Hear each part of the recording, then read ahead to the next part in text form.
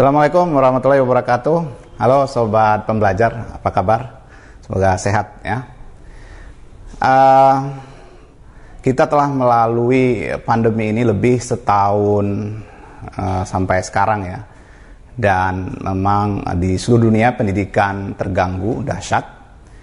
Banyak orang yang mengatakan bahwa pandemi ini adalah disrupsi lebih besar ya dari revolusi industri 4.0 yang dulu dikatakan sebagai era disrupsi gitu.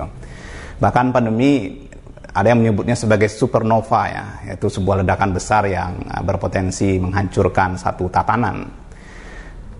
Dalam konteks pendidikan kemudian kita merasakan akibatnya. Ada banyak sekali data-data yang menunjukkan bahwa pendidikan sangat terganggu, sehingga kemudian banyak sekarang juga wacana untuk kembali ke sekolah ya.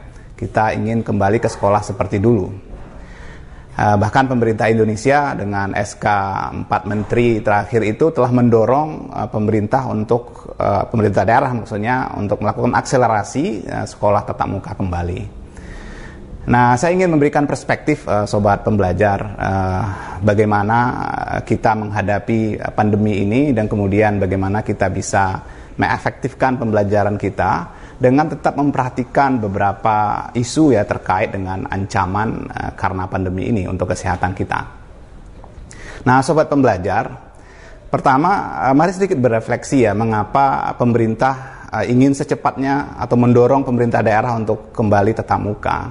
Saya sangat memahami itu karena memang setelah 1 tahun kita belajar secara daring, itu memang ada banyak sekali problem ya. Bayangkan kita yang dulu rata-rata itu full offline atau belajar tatap muka di kelas ya. Kemudian tiba-tiba harus switch ke mode online 100% bahkan. Tentu ada shock di situ. Nah, masalah yang sering muncul biasanya adalah kalau di Indonesia ya, masalah terkait jaringan misalnya ya. Jaringan internet yang sangat berbeda antar satu daerah dengan daerah yang lain. Secara umum ini disebut dengan digital divide ya, atau adanya gap antar satu daerah dengan daerah lain terkait akses terhadap internet. Sehingga banyak anak yang komplain atau banyak orang tua juga komplain, guru juga begitu, bahwa saat mereka mencoba untuk belajar daring tapi jaringan on off gitu ya. Nah, kadang-kadang siswanya menghilang tiba-tiba saat gurunya mengajar ya dengan Zoom dan aplikasi yang lain gitu. Ini terkait jaringan.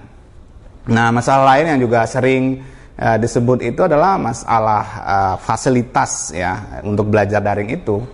Ya, karena masalah ekonomi, kemudian banyak siswa yang nggak punya gadget gitu ya. Banyak orang tua yang tidak sanggup memfasilitasi fasilitas daring. Bayangkan tiba-tiba anak-anak harus megang smartphone gitu ya. Bahkan orang tuanya pun mungkin juga nggak punya smartphone itu sebelumnya gitu.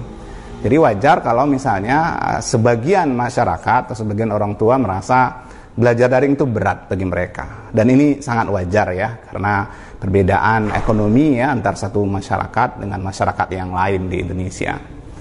Nah, masalah lain juga yang tak kalah peliknya adalah masalah kesiapan dari pendidik itu sendiri.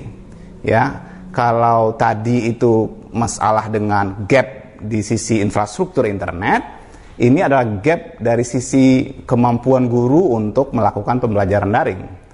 Sobat pembelajar, tentu kita paham bahwa cara mengajar daring itu akan beda dengan mengajar luring ya.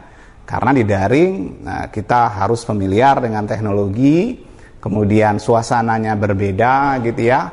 Maka ketika kita tiba-tiba disuruh untuk mengajar daring ya banyak atau sebagian guru wajar mengatakan ya gimana caranya gitu ya. Terutama di awal-awal masa pandemi ini itu dulu gitu ya. Sehingga kan kadang itu ketika daring awal-awal itu banyak guru yang ngasih tugas gitu ya. Tugas, lalu WA dan sebagainya, atau tugas diantar ke rumah gitu. Sehingga daring kemudian dia jadikan dipahami sebagai daring ya udah kasih tugas sehingga anak-anak makin berat ya. Harapannya kan anak-anak tuh selama daring itu imunnya meningkat. Tapi kalau makin banyak tugas malah nanti khawatir imunnya malah makin turun ya, anak-anak kita makin sakit gitu, padahal kesehatan yang paling penting gitu.